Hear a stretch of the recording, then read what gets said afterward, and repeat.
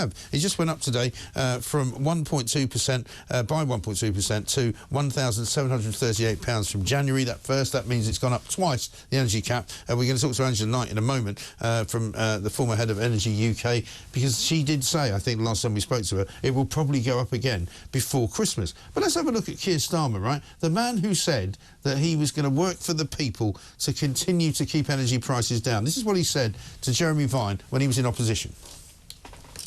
Well, Ella, what we're going to do for you and for anyone is freeze those energy bills going forward. Because, Ella, I don't know your circumstances, but I doubt when you hear, you know, the energy companies and the government talking about £3,500 possibly for energy bills going up to £4,000, I suspect, like many, many other people, you shudder at that, because these are huge, huge amounts of money, which is why we say, under a Labour government, we'd freeze those prices. We wouldn't allow them to go up, Ella, because what you're already paying is going to go through the roof. And I don't know how you would cope with that, Ella. Yeah, well, now you get to find out how people are going to cope with it, Sir Keir Starmer, because you didn't do what you said. Angela Knight's here. Angela, very good morning to you. Good morning. I mean, a lot of people very worked up about this today. We've had several calls to talk since yesterday from pensioners, from other people who are too frightened to put the electricity on. It's not a matter of whether they know they can't. It's that they don't know how much it's going to cost them, and they're worried and frightened to put it on. Yes, they are. And actually, you know, some of the energy companies are there to help. So if you really have got problems, then get hold of them, because they've got funds and whatnot which can help you. Well, no, but we know that, Angela. But we're talking about people who are scared, they're vulnerable, they're often living on their own. Teresa, who rang into Peter Cardwell yesterday, sitting in her own room, front room, the only room she can heat with a little air dryer, basically.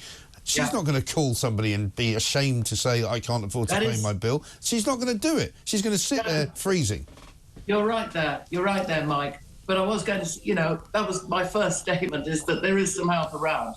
But the second and most important thing is something that a lot of people have been asking for some time, and that is that we change the tariff.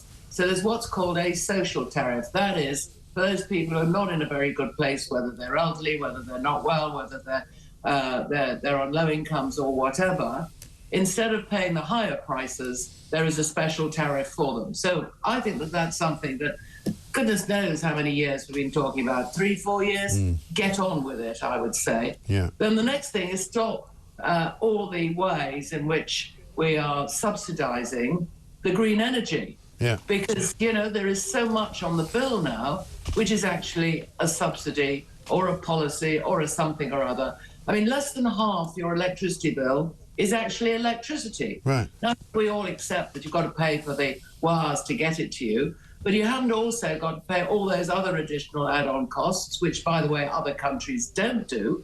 So that is something you could shift that government off, shift it off the bill, so people are not paying so much at the moment.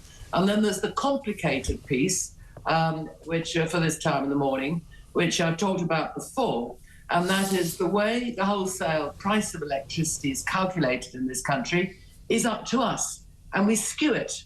So instead of it being kind of the average price of, you know, the wind and the solar and the nuclear and the gas and whatever, all, you know, put together and then an average, it's skewed. So the most expensive generator sets the price for the whole wholesale price for the next half hour.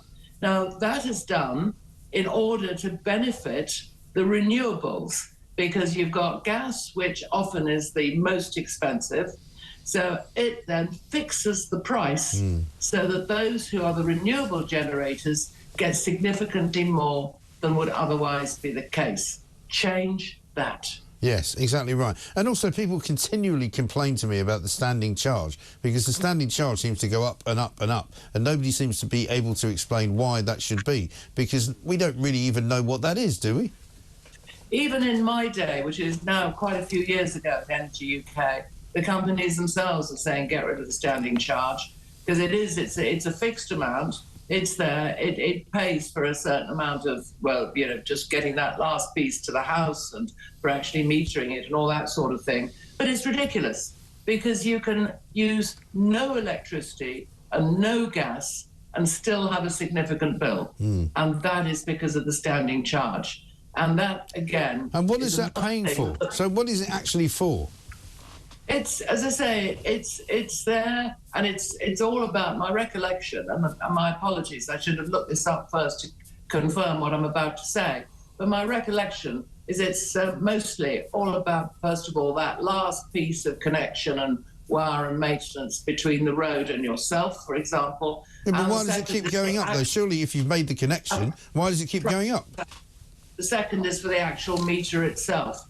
Is it necessary? Answer, no. Right, so why can't we just get rid of it then? You can get rid of it, or if it is actually still paying for something that is substantial, that is needed right now, then again, you can shift it elsewhere. There is no reason to carry on adding all these things onto the electricity bill or the gas bill. Actually, it's mostly on the that's like you getting a delivery. That's like you getting a delivery from somebody who charges you for the delivery and then continues to charge you for a delivery, even though they're not bringing you anything else. It is a bit like that, you're right, and that is one of the reasons why the electricity or the energy industry has said take it off the bill. It's, you know, it should not sit there, Mike. There's a lot of things that should not sit there, and you know, although we've always paid for more on the bill than just the gas and electricity, we've always paid for the wires and pipes. The individual who started really loading up the bill, especially with its green and environmental charges, was none other than Ed Miliband the last time Funnily he was enough. Secretary. Right. And I don't think that he has a practical bone in his body. I don't think he realises. He's a total plank. He's a typical product of somebody who's never worked for anything outside, you know, the policy, the think tanks, the education, the politics establishment.